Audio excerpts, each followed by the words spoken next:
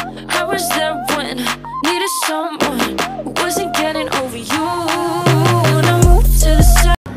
Hi guys, good morning. Ayan guys, Sabado today.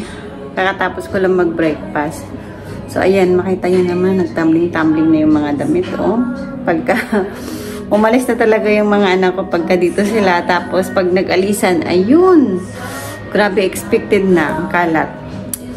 Tapos yung kurtina nga, tatry ko na siyang ayusin ngayon. Ikakabit ko siya. Tingnan nyo guys ang itsura. Oh my diba? God! Yan yung itsura niya. Kasi nga sinipit-sipit ko lang. Tapos, ayan, magliligpit ako. Tinayo ko yan dahil since wala naman yung mga bata. Pero magpapalit nga kasi ako ng bedsheet. So, ayun, dilinisin ko guys. Ang daming kalat guys. Kasi nga nung umalis sila, may pasok pa ako. So, yung pasok lang ako, hinayaan ko na lang muna dahil kung intindihin ko yung, titignan ko yung mga kalat, may stress lang ako. So, sabi ko, maglilinis na lang ako ng Sabado. So, ayun guys, umpisahan ko na.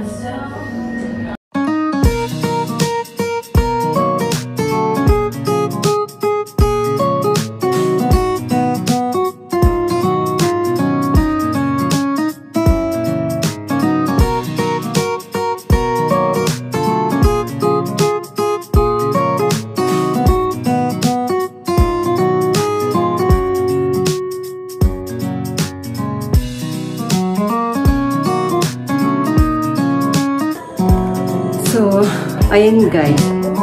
Namap ko na yung dito banda. Papatayuin ko lang. Sabang nagpapatuyo ako, magpupold ako ng mga damit. Mga nakahangin, may mga nakalambitin na. Ayun. Tapos doon din sa damitan nila, ayusin ko din. Yan ang hinihingal ako ba. Ayun yung problema sa akin. Pagkikilos ako ng yung mga sunod-sunod na kilos, hinihingal ako. Hinihika ba ako? Kahit maglaba nga lang ako. Pag sobrang mabigat yung mga binubuhat ko, ay hinihingal na ako. Ay! Naalala ko pala guys. Meron akong in-order kahapon na hanger. Kaya po in-order ito kasi para magamit ko ba doon sa mga damit na ilalagay ko para yung hanger lang para sa labahan. Yun yung gagamitin. Kahapon sa biyahe. Manipis lang pala siya. Akala ko makapal. Kasi parang ang kapal-kapal doon sa nabali pa siya guys. Damage naputol. Putol na siya. Talagang ay.